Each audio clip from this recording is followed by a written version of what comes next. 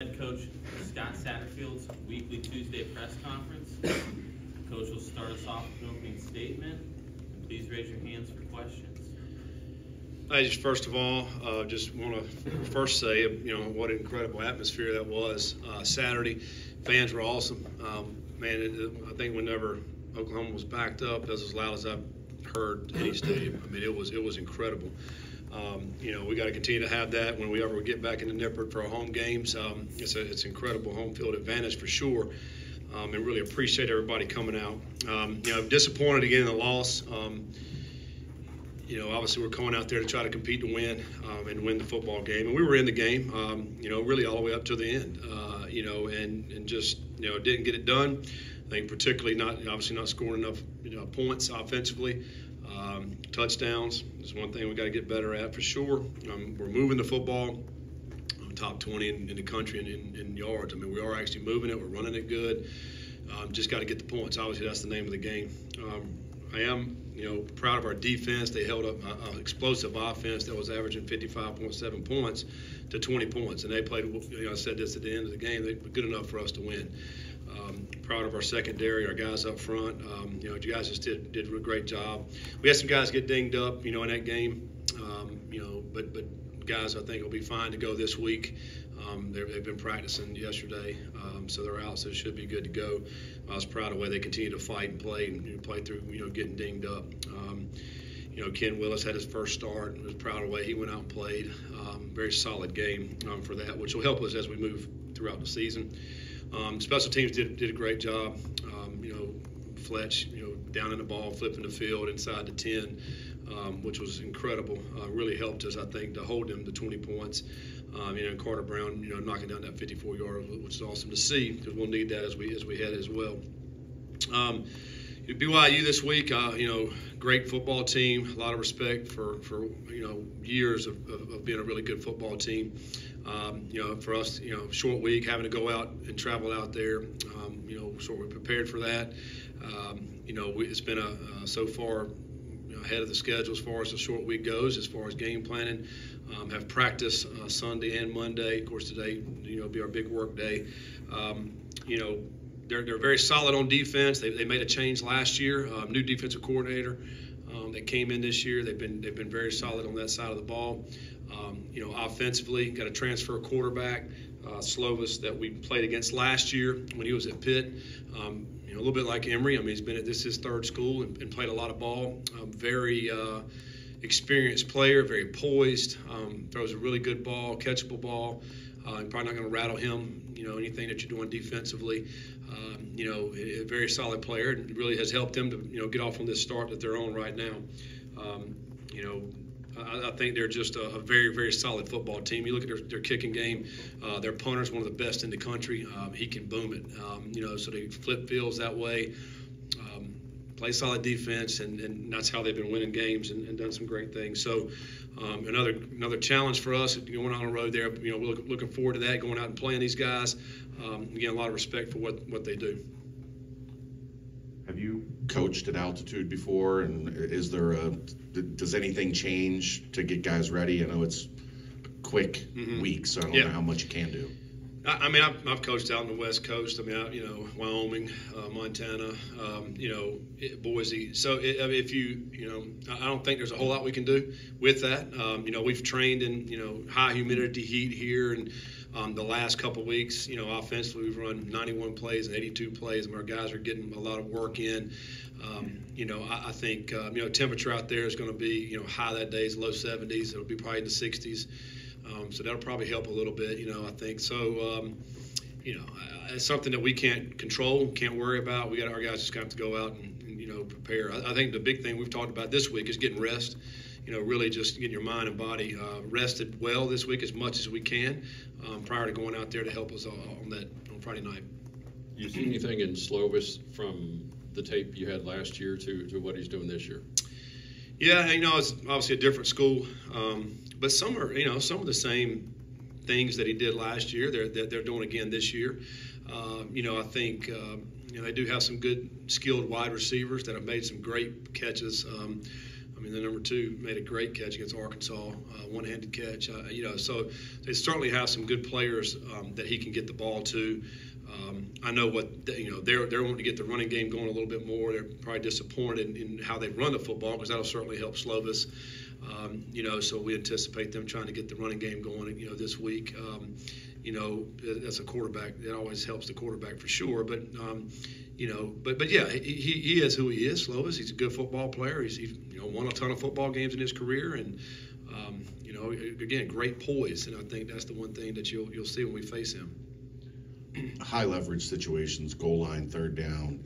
Do you feel like it's close to when you get back and look at the tape? Does it feel like there are plays to be made there that maybe you're just not making yet? Yeah, I mean, I think we're really close. We talked about that. I mean, as a whole offense, we're moving the ball. We're making plays. It seems like that we get bogged down or we have a bad play at the wrong time, and that next thing you know, you're off the sticks. And then that's more difficult for the offense. And we got to do a great job of staying on the sticks and doing what we do, and just executing. And and when you get down in the tight red, down inside there, everything is shrinks. It's condensed. And so you're going to have to win some one-on-one battles. We look at it every week. I mean, if you look at an NFL game or if you look at, Saturday after our game, watch some football that evening, and man, there's contested throws, there's tight catches, there's guys breaking tackles and running through them to get in the end zone. That's what we have to do because that's how you have to score. There's not many times where, you're just free to go run into the end zone.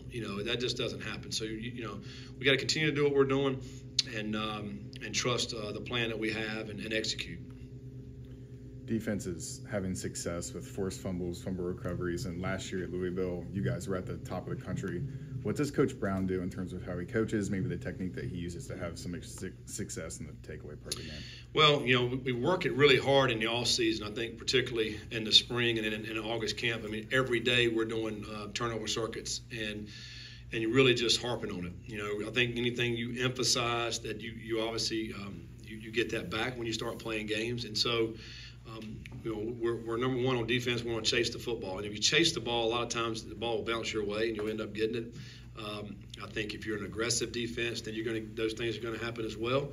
And I also think if you look at it, I mean, third downs are a big down to get turnovers because you're putting pressure on quarterbacks. Quarterbacks feel like they got to throw the ball, and next thing you know, the ball's tipped or he's thrown into coverage, and some things are going to happen. And so third down emphasis is really big, and defensively trying to get those turnovers as well. But I think more than anything, just being aggressive and playing extremely hard. I think the ball's going to find you more times than not. It'll help having Deshaun Pace back. Do you sense a more determined Deshaun Pace after having to sit out? Yeah, I mean, he was hurt last week, and he didn't get an opportunity to play, and obviously wants to play. And he's hurt because we didn't win, and I think he's showed great focus so far this week, very determined, and I hope he goes out and has a great week and a great game Friday. I think he will. He's certainly got the ability to do that, and the playmaking, ability to go out and make those plays. And there's another guy that can run. He's a guy who can cause havoc, and we're going to need that this week for sure. You guys just played your first Big 12 home game. This is BYU's first Big 12 home game. Is there anything that you can learn and take away from how you guys dealt with that pressure and expectation playing in your first game to now how BYU is maybe going to have that big crowd and how they're going to play their first Big 12 home game? Yeah, I mean, I think certainly, it's exciting, for us last week to host our first Big 12 game and all the things that go around that. You try to, as a coach, and we try to insulate our guys, as much as you can and say, listen, it's a football game, it's Oklahoma, they're great, but let's prepare well, let's go out and play well, and try not to get, caught up in all that. And, at the end of the day, it's a football game, and we have to go try to win. And so that's our look this week. It's different for us. We're traveling. You plan on a short week, you plan on a Friday night. There's a lot of things that are different. We try to create the same routine for our guys, and we'll try to do that again this week with the same routine that we normally have, and then go out and play a great game. And these guys are good.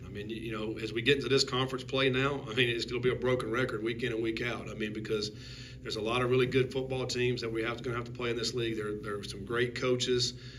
You know, some really great venues that we'll be going to play in, as well as this one, and then you got to go execute. You have to go. You got to be spot on. You know, there's not a whole lot of room for error. You know, you can't make some mistakes here and there and think you're going to go win. You got to be spot on. You look at BYU last week, and you know, Kansas got a couple of touchdowns, you know, unconventionally, right? I mean, not from their offense. So, and they end up losing. I mean, so BYU's going to look at that. So we got to play smarter. We got to take care of the ball. All those type things, because those are the things that get you beat. You talked after the Miami game about a lack of splash plays, chunk plays, and again, it was kind of an issue. Only a couple against Oklahoma. What do you do to kind of get that back on track? Because they were there against Eastern Kentucky and Pitt, and then weren't there the last 2 weeks. Well, they were there last week. We didn't finish the plays. They were there. When you go back and watch the film, we had guys running wide open, and you know, a couple of times we're getting pressure, we're getting hit as the ball's getting thrown, and you know, we need a little bit more protection on those particular plays. And if you hit those, that's 14 points. You know, and now it's a different game. And that's what we talk to our guys. You know, it comes down just to a few plays. You know, you just can't go ahead. You're not going to wholesale change anything. We're going to keep doing what we're doing because there's plays to be made out there. We got to go execute. We got to make our play. You know, if we got to set on a 5 technique and pass pro him, we got to block him. If we're a running back and we got a blitzer coming, we got to go hit him right in the mouth and stone him. So we got time to throw the ball down the field. And so it all works together. You know, and I think you know, that's where. You know, all 11 have to be playing as one, and not you can't have one guy that doesn't do his job because it's going to throw the whole thing off. But we got good plays and we got good players. We got to go execute. Kind of going off of that, when you looked at the film in terms of the offensive line, is there anything other than rotations that you can fix, maybe play calling, scheme type thing? Yeah, and we rotated more up front last week. And we got Trevor in, we got Phil Wilder in. Both of those guys played a lot of snaps, and we felt like we needed to do that. Price should have done that in the Miami game. You know, just to give some of those guys a break, you know, particularly Miami game, 91 snaps, that's a lot. And, you know, because they're rotating D linemen, you know, and if you're an O lineman, you're playing the whole time, and you're going to get wore down a little bit. And I thought we did. That was better this week to be able to rotate some of those guys in there. That certainly will help as we move forward into Big 12. And, yeah, I mean, we're always looking at, you know, what formations can we get in to help our guys? How can we create, you know, ways to get our guys in space to free them up? I mean, that's what we're looking at all week, and we're trying to do a great job with that. Sometimes when you call it, maybe, you know, the defense didn't cooperate on that particular play, so it's not going to match up very well. You know, so that's the cat and mouse game that goes on throughout the whole week, and then of course on game day. You know, because you're always trying to figure out ways to free your guys up in the best possible manner, and you know, we got to do a better job with that. There's no question. Shimon flashed a little bit against Oklahoma. With the troubles on third down and in the red zone, do you think he could be a guy with his size that could possibly alleviate some of that pain? Yeah, I mean, he's certainly another guy that needs to make plays for us. The tight ends, we've used them every week, you know, whether it be Peyton or Shimon. The thing that last week, you go back and look at it, that really hurt us. I mean, we had 15 third downs.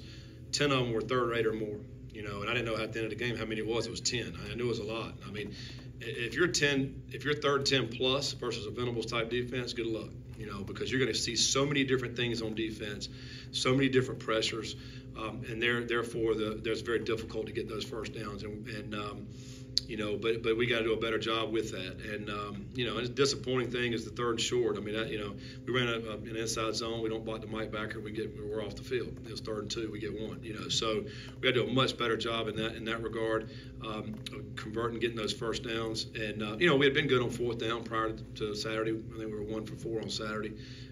You know, there at the end, we didn't get the 4th downs, and you know, we come up a yard short on 2 of them. And you know, again, there are plays that are there. We just, you know, we got to continue to execute and get those across the first down. Because it's a Friday, the winner of this will be the first of the newer 4 to have a Big 12 win. Is that an important thing at all? Absolutely. And, you know, it's our second game in the Big 12, and, you know, we need a win. You know, we need to get a win desperately. And for them, too. I mean, you know, they're looking at, you're both 0-1. You want to try to stay on the top of the Big 12, and so it's a big game for that in that regard. You know, you want to at least get a win, so you're sitting there at that 1-1 mark in the Big 12 instead of the 0-2. And you know, again, for the 4 newcomers, you know, one of us is getting a win for sure this week, and you know, it's certainly be exciting. Hopefully, it's the Bearcats. maybe surprised isn't the right word, but have you been a little surprised at how often teams are trying to come right at the A gap and the B gap, blitzing you guys, or is that just? No, I mean, I don't think so. I think, there was times Saturday where we hit some good outside zones when they were blitzing us. Guys picked it up great, and we're ripping 10, 12-yard runs, which is awesome. There's other times they guessed right, and they hit us and got us. We were prepared for those type stunts and blitzes. I think number 28 was a guy last week, the Mike backer that was really coming into A-gap, and I thought he was a really good player. They got us a few times. He made the stop on the 3rd and 2. He sacks Emery. We had Xavier running free, wide open.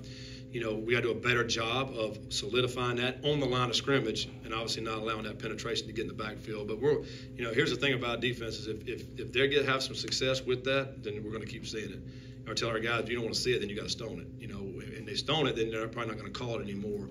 So we got to do a better job of stoning those type pressures. Didn't see a lot of blitz against Oklahoma. Was that just because of how good? It was what, 80%? Yeah, you can't. It's hard to dial up blitzes too as fast as they're going, and because what you don't want to do is call a blitz and then somebody didn't see it or stunned it the wrong way, and all of a sudden you got a guy running free for a touchdown. What we wanted to do last week was keep everything in front of us, not give up those big plays, and we did a great job with that. And now they have to drive the ball, and we saw what happened. Sometimes along the way the offense will screw up. And they did that, and we forced several punts for them, and they hit the one ball down the sideline, and I thought Justin was in great shape on that one. He's right there running, toe to toe with him, and the guy made a great play on it. But overall, yeah, it'd be hard to stunt them as like you'd like to do. But if they were more conventional, it'd be easier. But that wasn't the case. Emery said after the game, he kind of admitted that he didn't think he did a good enough job. What's it like to have that quarterback that takes that responsibility, and what have your conversations with him been like since that game? Yeah, I mean, he's a mature guy, and he gets it. He's played a bunch of ball. And the thing as a quarterback, you have to make every play. Like, you have to. If you don't make it, then you're going to punt, right? Or you're going to get the ball back to them. And, those third downs that we put the ball in the hands of the quarterback, he's got to see it. He's got to make the proper read, and he's got to make the throw. If he doesn't, then it's going to be bad news for us because we're going to either punt the football, have to go for it on 4th or whatever. And here's the other thing, if there's times in the game where you're going to have a guy running free, you got to throw and catch. If you don't do that, then you just lost an opportunity. I got to think back to the Miami game right before halftime when he overthrows Wiggins. That's a great opportunity right there. He is wide open. You got to hit him, and he knows that. But you don't get those over. And as a quarterback, you have to be able to make those plays. We put a lot of pressure on our quarterbacks in practice to make those. Every single throw's got to be perfect. I thought yesterday he had a great day. He threw the ball awesome, and but he knows what he has to do. There's a fine line from pressing too much and being able to cut loose and play. And that comes from, I think, confident in a game plan and confidence in your ability to make it happen. And I think yesterday, man, he cut loose and had a great day, and hopefully we'll have another one today. But you go look at any quarterback in the league, in the college, if they're playing well, then usually the offense is playing well. Any other questions? Thanks, Coach. All right, thanks, guys. Thank you, Coach. Thanks, Coach.